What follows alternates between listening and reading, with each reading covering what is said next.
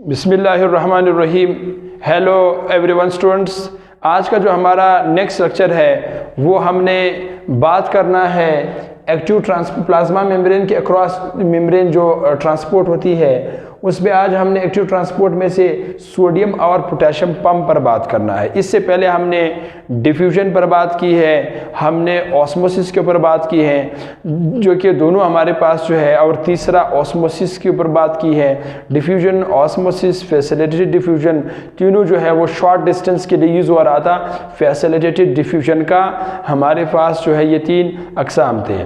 अब active transport का जो है आज हमने सोडियम और पोटेशियम पंप समझना है, और उसके बाद जो है फिर नेक्स्ट लेक्चर में हम एंडोसाइटोसिस और एक्सोसाइटोसिस पर भी बात करेंगे।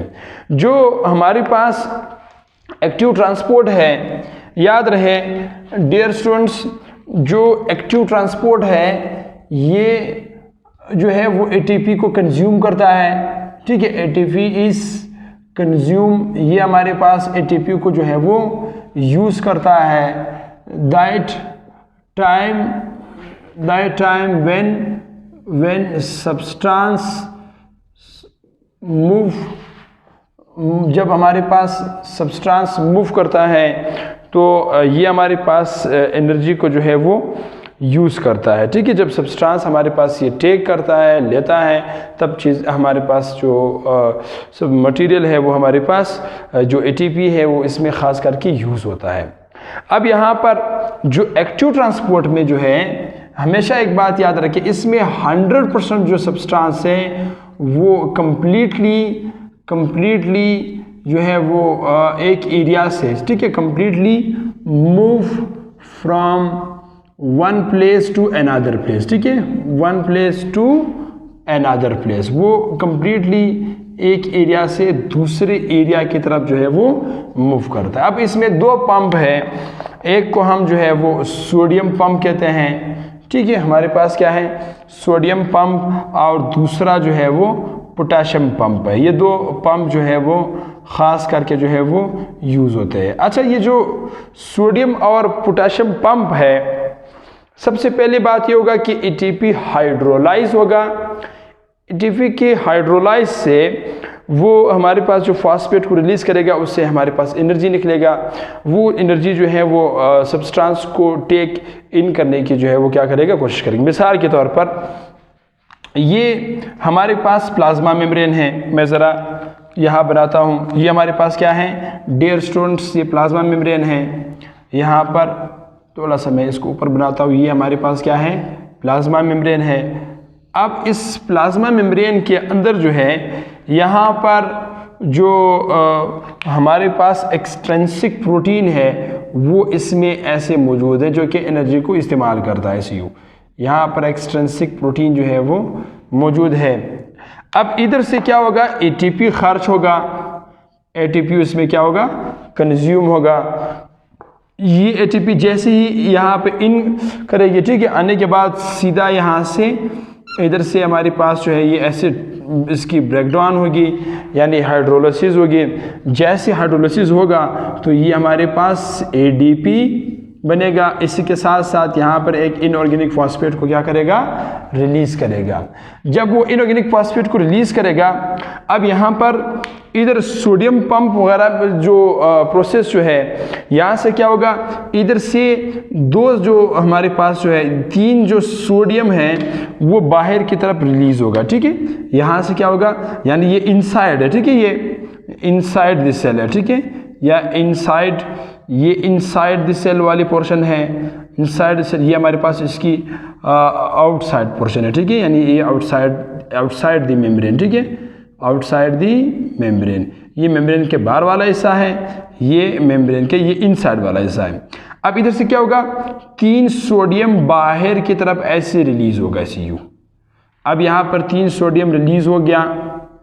जब वो 3 सोडियम बाहर निकलता है तो साथ में इस एक्सट्रिंसिक प्रोटीन के थ्रू जो है वो 2 जो कैल्शियम है, जो पोटेशियम है, वो पोटेशियम जो है वो इनसाइड की तरफ क्या करेगा, मूव करेगा। अब ये जो हमारे पास ट्रांसपोर्ट है, इस ट्रांसपोर्ट को हम डियर स्टूडेंट्स, ये हमारे पास ये जो ट्रांसपोर्ट है इसको हम प्राइमरी एक्टिव ट्रांसपोर्ट कहते हैं, ठीक है। This is called as a primary active transport कहते हैं, ठीक है, प्राइमरी एक्टिव ट्रांसपोर्ट। इस प्राइमरी एक्टिव ट्रांसपोर्ट में 3 सोडियम बाहर की तरफ निकला और 2 पोटेशियम जो है वो अंदर की तरफ आया। इस प्रोसेस में हमारे पास यहाँ पर 1 ATP इस्तेमाल होगा, 1 ATP इज कंज्यूम, ये बात याद रखें। यहाँ पर जो है वो 1 ATP जो है वो क्या होगा, वो कंज्यूम होगा, वो इसी के साथ खर्च होगा। अब इसी के साथ साथ एक हमारे पास है सेकेंडरी एक्टिव ट्रांसपोर्ट है, यानी यहाँ पर वही मेम्ब्रेन है। मैं ज़रा यहाँ पर ड्रा करता हूँ। यहाँ पर डियर स्टूडेंट्स ये मेम्ब्रेन है, ये हमारे पास क्या है, मेम्ब्रेन है। यहाँ इनसाइड की तरफ इधर एक एक्सट्रिंसिक प्रोटीन यहाँ पर मौजूद है, ठीक है। यहाँ पर हमारे पास एक्सट्रिंसिक प्रोटीन मौजूद है। दिस इज कॉल्ड एज ये हमारे पास कौन सा ट्रांसपोर्ट है, इसको हम जो है वो dear students secondary active transport कहते हैं, ठीक है। This is called as a secondary active transport.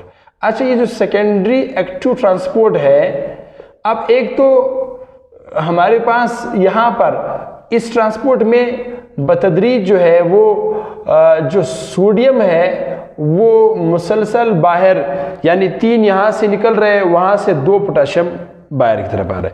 यानी इसका मतलब ये हुआ कि यहाँ पर मुसलसल जो सोडियम है, सोडियम की जो मिकदार है वो यहाँ पर बढ़ रही है, ठीक है। यहाँ पर इसकी जो कंसंट्रेशन है, कंसंट्रेशन इसकी हाई हो रही है। अब जैसे ही इसकी कंसंट्रेशन यहाँ पर हाई हो जाती है, यानी हायर कंसंट्रेशन यहाँ पर हो जाती है, ठीक है। यहाँ पर क्या है, हायर कंसंट्रेशन हो जाती है। जैसे इसकी मिकदार यहाँ बढ़ जाती है, हायर कंसंट्रेशन जैसी इसकी हो जाती है, ठीक है, this is called as a हमारे पास हायर कंसंट्रेशंस। जैसे हायर कंसंट्रेशन हो जाती है तो हायर कंसंट्रेशन की सूरत में वहाँ से ये सोडियम जो है वो वापस जो है वो इनसाइड की तरफ आना जो है वो शुरू करते हैं। ऐसे ही वापस आना शुरू हो जाए। जैसे ही वो अंदर की तरफ आते हैं तो साथ में ये सोडियम जब अंदर आती है तो इधर जो है वो बाहर की तरफ यहाँ पर ग्लूकोज भी मौजूद है, ठीक है। यहाँ पर मैं ऐसे जी के शेप में लिखता हूँ, यहाँ पर ग्लूकोज भी जो है वो मौजूद है। ये ग्लूकोज भी साथ में इस हायर कंसंट्रेशन के साथ ग्लूकोज भी अंदर की तरफ आ जाती है, ठीक है। ये ग्लूकोज भी जब सोडियम वापस ही अंदर आते हैं इस पंप के थ्रू, तो ये जो हमारे पास सेकेंडरी प्रोटीन है, जो कंडीशंस है, इस कंडीशन में हमारे पास जो रिजल्ट में जब सोडियम की मिकदार बाहर ज़्यादा हो जाती है, वापस अंदर आती है। जब वापस अंदर आती है तो साथ में जो ग्लूकोज है वो भी साथ में अटैच होकर के जो है वो अंदर आती है। जैसे ही वो अंदर आते हैं, अब यहाँ पर सवाल है कि should the transport of glucose is active और पैसिव ट्रांसपोर्ट। जो ग्लूकोज की जो ट्रांसपोर्ट है इनसाइड द सेल, क्या ये एक्टिव ट्रांसपोर्ट है या पैसिव ट्रांसपोर्ट है? तो इसका जो आंसर है वो ये है कि ये असल में ग्लूकोज जब अंदर आती है वो एक्टिव ट्रांसपोर्ट, वो एनर्जी को कंज्यूम करता है, क्योंकि ऑलरेडी इस सोडियम को बाहर निकालने के लिए यहाँ पर एटीपी खर्च हुआ है, तो वहाँ पर उसकी ग्रेडियंट बढ़ गया। वापस जब वो अंदर आती है उसको निकालने में एनर्जी खर्च हुआ है, जब वो वापस आती है तो साथ में ग्लूकोज को भी साथ अटैच करके लाते हैं। तो इसको हम जो है वो क्या कहते हैं, this is called as a movements of glucose from outside to inside is an active process. इसमें एनर्जी डियर स्टूडेंट्स हमारे पास कंज्यूम होती है। अब यहाँ पर प्राइमरी में यहाँ पर एटीपी हाइड्रोलाइज हुआ, कंज्यूम हुआ। एटीपी की हाइड्रोलाइज से सोडियम जो है वो बाहर की तरफ गया और पोटेशियम जो है वो इनसाइड की तरफ आया। अब यहाँ पर मैंने प्रीवियस लेक्चर में भी ये बताया था, जो सेकेंडरी प्रोटीन है, जो सेकेंडरी हमारे पास एक्टिव ट्रांसपोर्ट है, ये असल में सिम्पोर्ट ट्रांसपोर्ट है, ठीक है। This is called as a symport transport होगा। अब सिम्पोर्ट ट्रांसपोर्ट जो है ये एक ऐसा ट्रांसपोर्ट जिसमें बैक वक़्त एक ही डायरेक्शन में दो सब्सटेंस का आना, यानी मिसाल के तौर पर यहाँ पर सोडियम भी आया, सोडियम के साथ साथ ग्लूकोज भी आया, तो ऐसे मोमेंट्स को हम सिंपोर्ट्स ट्रांसपोर्ट कहते हैं। ठीक है, हम क्या कहेंगे इसमें, द मोमेंट्स ऑफ ट्रांसपोर्ट या द मोमेंट्स ऑफ सब्सटेंस। ठीक है, moment of substance which move in same direction, जो कि बिल्कुल सेम डायरेक्शन में दो सब्सटेंस जब मूव करें तो इसको हम सिंपोर्ट कहते हैं। जबकि ये जो हमारे पास मोमेंट्स है ये अपोजिट है, यानी यहां से सोडियम जा रही है बाहर, ठीक है, सोडियम बाहर निकल रही है, और जो पोटेशियम है वो बाहर से अंदर की तरफ आ रही है, एक अंदर से बाहर जा रही, दूसरा अंदर से। अब ऐसे मोमेंट जो हमारे पास है इसको बायोलॉजी में एंटीपोड्स कहते हैं। ठीक है, this is called as a antiport moments. ठीक है, ये हमारे पास जो है वो एंटीपोड मोमेंट्स या एक्टिव ट्रांसपोर्ट कहते हैं। अब इसमें एंटीपोड्स में खास करके जो सोडियम है वो हमारे पास आउटसाइड की तरफ मूव किया, आउटसाइड द सेल जो है, ठीक है, आउटसाइड द सेल मूव किया, जबकि जो पोटेशियम है, पोटेशियम इनसाइड की तरफ जो है उसने मूव किया। ठीक है, तो इसमें ये हमारे पास सेकेंडरी आवर, इसमें खास करके ये दो जो है वो उसमें फ़र्क है। इसी के साथ साथ अब नेक्स्ट जो हमारे पास जो सवाल हमारा है वो ये है कि आखिर ये जो सोडियम और पोटेशियम पंप है वेयर दिस इज प्रेजेंट या वेयर इट्स फाउंड। ठीक है, सोडियम और पोटेशियम पंप कहाँ पर मौजूद है, ये अगला सवाल है, इसका जवाब भी ज़रा जानने की कोशिश करते हैं। देखिए, जो हमारे पास सवाल है वो सवाल ये है कि where sodium and potassium pump is present. Sodium और पोटेशियम पंप कहाँ पर मौजूद है। ठीक है, हमें समझ में आ गया कि दोनों एक्टिव ट्रांसपोर्ट करता है, एटीपी कंज्यूम करता है, सब्सटेंस हमारे पास मूव करते हैं, सोडियम बाहर निकलता है, पोटेशियम इनसाइड की तरफ आता है। हमने एंटीपोड का वर्ड यूज़ किया। अब सवाल ये कहाँ पर मौजूद है। ठीक है, अब यहाँ पर जो है जो हमारे पास जो है लोकेशन, यानी हमने इस सवाल में हमने ख़ास करके इनकी जो लोकेशन है, लोकेशन मालूम करना है कि ये दो पंप कहाँ पर मौजूद है।